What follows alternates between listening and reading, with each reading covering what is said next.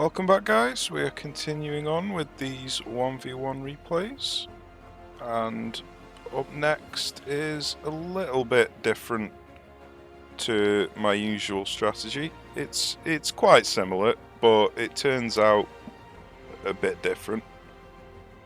So I've got a standard opening for me, which is the Arclights, Phoenix and Supply Specialist.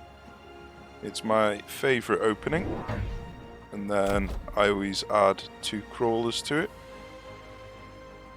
So I normally put the Arclights in front of the towers, but after a bit of playtesting, putting them just to the side of the towers seems to be a safer option, so you don't get rocketed.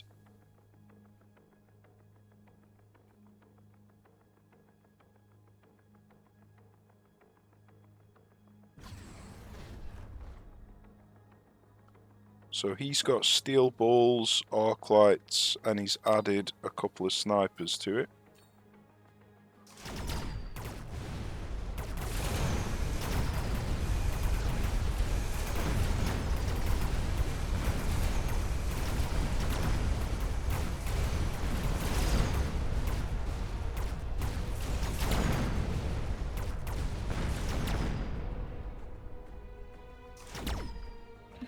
It's a very close round one. We just about edged it. So let's just have a look at this. So I really do like my mass-produced wasps, so I nearly always choose that when it's available. He's chosen shield device, so he's going to be shielding up. His starting specialty is speed specialist. I've gone for shields on the Phoenix with a couple of mass-produced wasps. So I'm just starting them at the back to protect the flanks. And then they are slightly ahead of the Phoenixes, so hopefully that'll protect the Phoenixes as well.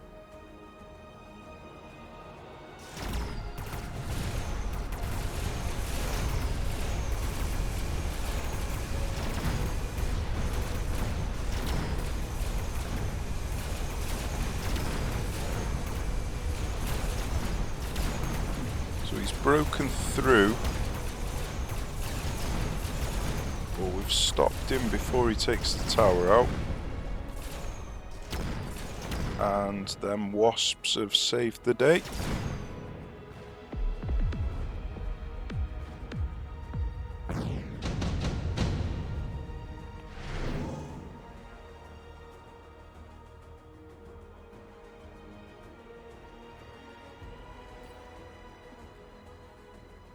So Wasp Swarm is a good one to take,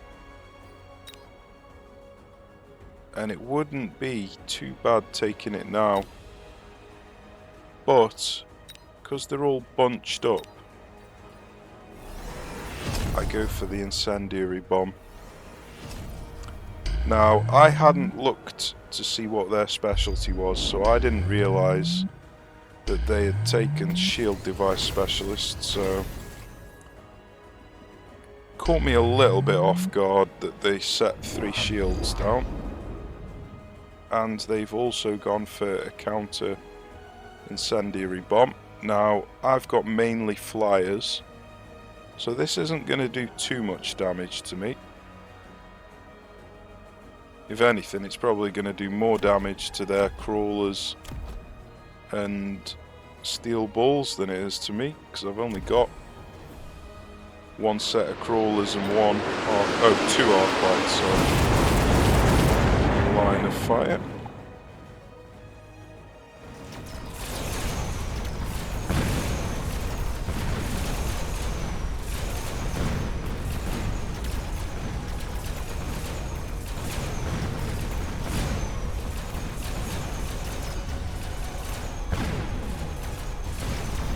So it was going okay, but them shields are incredibly tanky. So he is going to win this round because of the shields. I wonder if... No, he's not going to burn, unfortunately. So he took the tower out, so he's going to get a lot of experience from that, sadly. Not quite enough to level up, though. Intelligent marksman for him. That's bad. Wonder if he's going to choose it.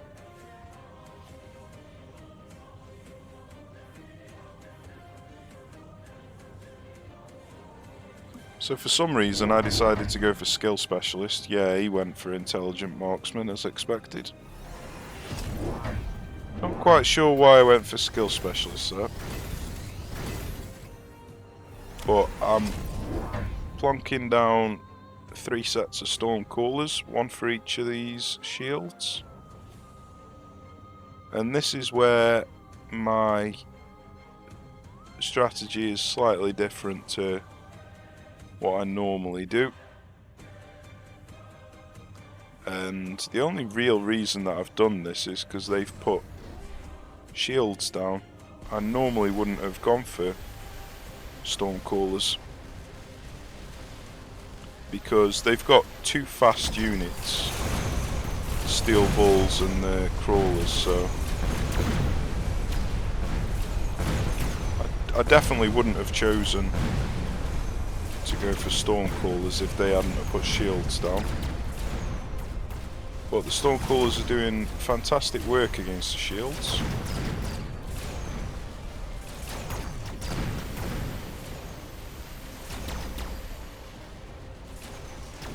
Somehow they managed to miss this sniper with all of the rockets, but we got them on the second volley. So we've taken down the shields and we won the round as well.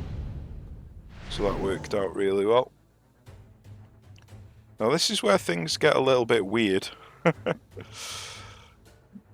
It's simply because of this portable shield that both me and him decide to go for the portable shield and then decide to plonk down a giant. Now, it doesn't make much sense, really, for him in particular to get a ground-based giant while I've got 3 stormcallers. Now, to be fair, it doesn't really make sense for me to go for a ground-based giant either, because he's got steel bulls. So, the only reason that he's made that decision and that I'm going to make a decision is because of this ability, or this item I should say. But I decided to go for electromagnetic explosion on the stormcallers because they've got really good range, and if I can shut down their abilities before they even get into range, then that will do us a lot of good. Now I've also gone for a fortress, which again doesn't really make sense. I should have really gone for an overlord, but it really doesn't make sense that he's gone for one because of the stormcallers. So I think both of us made a tactical error there.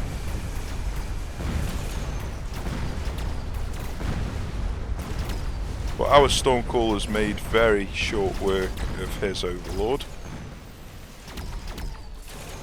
and ours is still basically at full health because we managed to kill the steel bulls before they got into range.